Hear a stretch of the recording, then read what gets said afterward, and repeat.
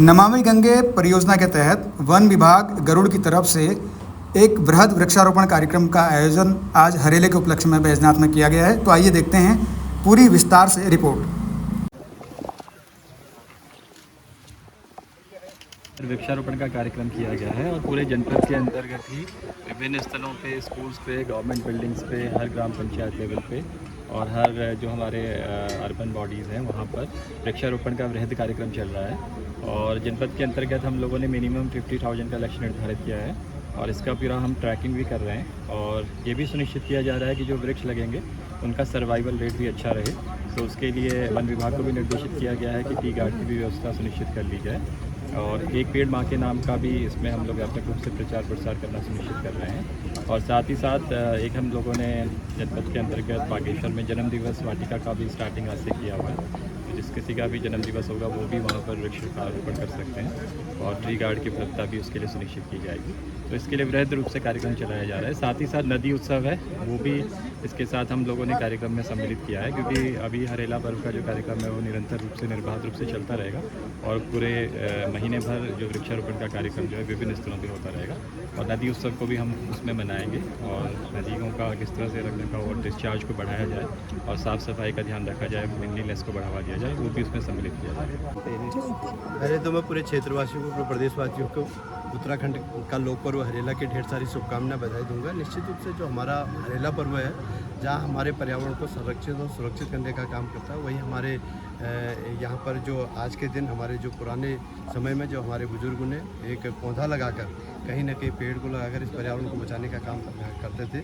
और आज के दिन हमारे बड़े बुजुर्ग हम सब लोगों को जब हम छोटे होते तो हमको आशीर्वाद के रूप में भी अपना आशीर्वाद भी देते थे। और मैं मानता हूँ कि जो हमारा हरेला पर्व है हमारे उत्तराखंड के जो पर्यावरण के रूप में आज उत्तराखंड को पूरे विश्व में अग्रणी माना जाता है। निश्चित रूप से उसकी नींव हमारे बुजुर्गों ने रखा था। मैं विशेष रूप से वन विभाग का और अपने जिला प्रशासन का बहुत बहुत धन्यवाद करूँगा कि उन्होंने हमारे इस बैजनाथ धाम में वृक्षारोपण कर हमारे ये हरियाला पर्व को मनाया। मैं अपने प्रदेश के माननीय मुख्यमंत्री जी और अपने प्रधानमंत्री जी का भी धन्यवाद करूँगा कि जो माननीय प्रधानमंत्री जी का जो विज़न, एक पेड़ माँ के नाम वाला जो विज़न है, निश्चित रूप से हमारा जो भारत है वो पर्यावरण से हमारा भारत का पर्यावरण शुद्ध होगा और प्रदूषित मुक्त भी हमारा भारत होगा। सर, हरेला पर्व आज धूमधाम से मनाया गया है और क्या संदेश देना चाहेंगे आप पूरे जन समुदाय को? आज पूरे उत्तराखंड राज्य में उत्तराखंड राज्य का महान पर्व जिसको हम बचपन से ही बड़े धूमधाम से मनाते थे और जैसा कि आप जानते हैं कि पूरे भारत ही नहीं पूरे विश्व में एक पर्यावरण एक बड़ी एक ज्वलंत मुद्दा बनते जा रहा है। इसी के तहत माननीय प्रधानमंत्री मोदी जी ने एक हरियाली दिवस और हरियाली कार्यक्रम, एक पेड़ माँ के नाम, कई योजनाएं चलाई हुई हैं। इसके तहत उत्तराखंड सरकार धामी जी के नेतृत्व में इनके द्वारा एक आज के दिन ये घोषणा की गई है कि 5 लाख पौधे पूरे उत्तराखंड में आज लगेगा, जिसके शुभ अवसर पर जिलाधिकारी बागेश्वर द्वारा बागेश्वर में 50,000 पौधे लगाने का लक्ष्य रखा गया है, जिसमें हमारे समस्त स्कूल, विद्यालय, विभागों के सभी कार्यालय और वन पंचायतों में, खाली स्थानों में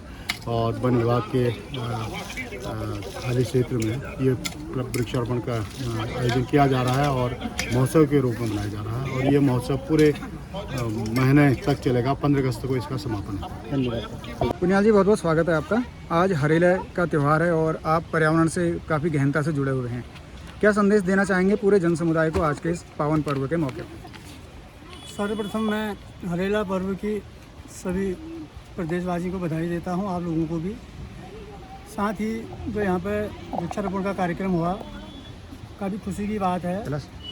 लेकिन हमको पेड़ लगाने के साथ साथ जब तक उनका संरक्षण नहीं करेंगे तो कोई फ़ायदा नहीं। एक पेड़ लगाते हैं, एक पेड़ की जो देखभाल है वो बच्चों की तरह, अपने बच्चों की तरह करनी पड़ती। सभी का कर्तव्य है कि पेड़ लगा के हम भूल न जाएँ और जब भी मौका मिले उनकी देख रेख करें। जब हम पेड़ों की जितना हम पेड़ लगाते हैं देख रेख करेंगे तो उसमें से जो है 80% जब पेड़ बचें तभी हमारा ये जो है कि पेड़ लगाने का कार्यक्रम सफल होगा। नहीं तो ये मतलब फ़ोटो खिंचाने से या कागजी कार्रवाई से कुछ नहीं होगा। ये आप अभी तक कितना पेड़ लगा चुके हैं? मान्यवर सन 1980 से मेरा कार्यक्रम चला हुआ है। 1 लाख पेड़ तो मेरे अपने ज़मीन पे है और बाहर की कोई गिनती नहीं है कि कितने लगाए होंगे। मैं 1 लाख पेड़ अगर आप लोगों को मैं स्वागत करता हूँ कि आप लोग आइए, कभी देखिए कि मतलब अतिशयोक्ति वाली बात नहीं है।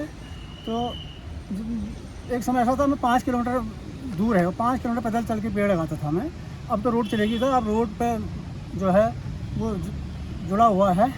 तो आप लोग आइए तो उसको देखिए कि मतलब किस प्रकार से मतलब पेड़ों का संरक्षण होता है।